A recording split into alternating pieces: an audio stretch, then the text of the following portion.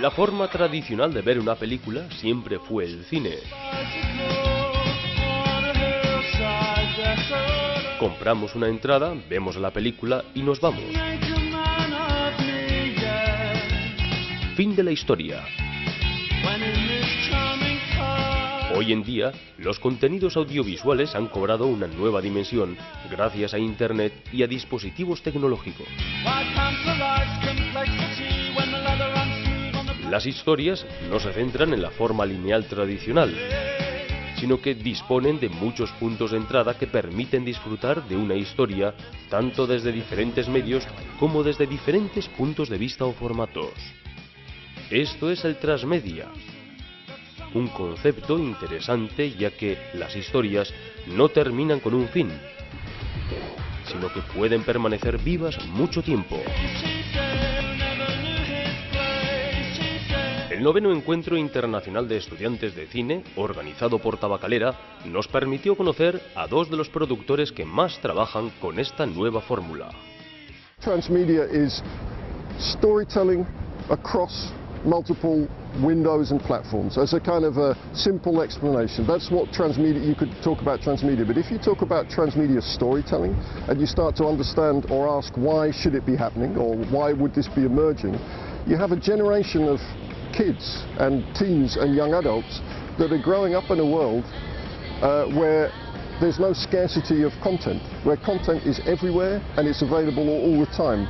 And in that kind of environment, kids and teens start to watch and consume their media in new ways.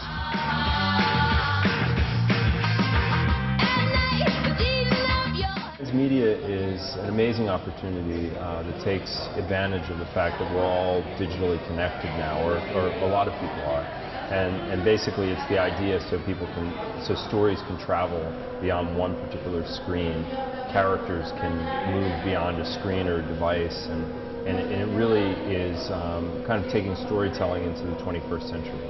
It's allowing people to, it's kind of challenging the role of authorship in terms of stories. And it's also creating opportunities for stories to be limitless. They don't have any bounds anymore. Classically, right now, if you go to see, like when I write or direct a feature film, I'm restricted by the format. It has to be a certain running time. If I work in a 3-act structure, it has those 3 acts. Transmedia kind of takes it from a different standpoint and says story can be everywhere. It's all around you. In some ways, it's very similar to real life.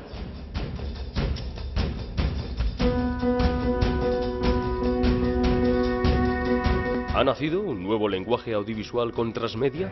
I think actually what's happening is not just transmedia, but it's transmedia storytelling. And transmedia storytelling is as big a move in storytelling as 100 years ago when cinema first emerged.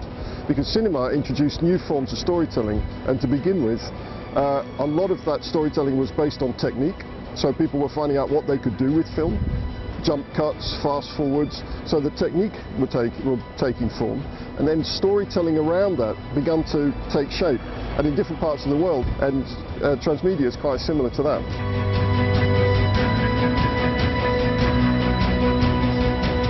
¿Qué cambios trae transmedia al mercado audiovisual actual? I don't consider myself a filmmaker anymore. I feel I'm a storyteller, I'm a story architect, if anything, because I don't shoot in film, I don't cut on film, so why does a medium define me? And then I want my stories to be able to travel, and some of the most exciting storytelling I've ever done involves like 2.5 million people involved in a story globally at the same time. That's more people than have seen my movies in cinemas, so it's like I said at the top of this, it's like the idea that storytelling is moving into the 21st century and catching up with where we are in terms of connected culture. Audiences today tell their own stories as well. Kids today tell their own stories, and that very, very clearly is that sort of user-generated content, which is not even audience participation in somebody else's form. That's a very powerful thing. That shows you that audiences are no longer just passive. That was a very 20th century thing. Audiences want to be engaged now. Audiences tell their own stories. And that's part of what we're incorporating into transmedia as well.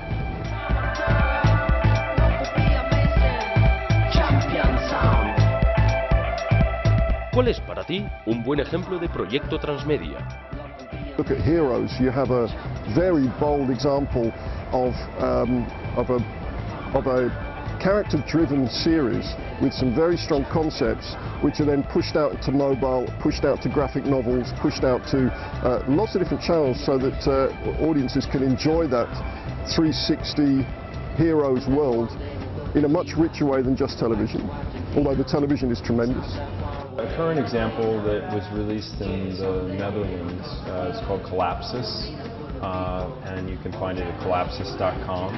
It was a companion to an energy crisis documentary, and Collapsus is an interesting transmedia piece because there was a documentary about the energy crisis, but then Collapsus involves looking at the predictions and what people are saying in the documentary and then telling a narrative, a story, 14 years in the future and saying, okay, now everything that they've predicted is real. What would the world be like? And it's a mixture of narration with like animation, real life, like real action. And so there's a great example of something that was a documentary that then took on a narrative voice to help, build out that world. And then it has all kinds of really great things that they're doing in terms of real world examples and trying to kind of usher in some degree of awareness and then also social change. Do not believe the lies. You'll know what I know. You'll see what I see. This is our war. You need to get out of there, Vera.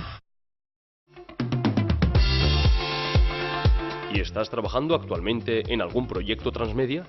I'm working, in addition to, I design games and I do film and I do television. I'm currently working on a television series right now, which is Conspiracy Thriller. It's a transmedia project, so it's rooted, it's at a network in the US, and we're in development on it. But it'll be a 13 episode, 1 hour per episode series. But then also has very strong components that are online, in the real world, and on mobile devices. And the whole idea is like to put people in the shoes of the protagonist. So in that particular story, it's very much about somebody who stumbles upon kind of like the mother of all conspiracies, and feels like they're fighting a fight by themselves. But then slowly but surely starts to find other people who believe the same things they believe.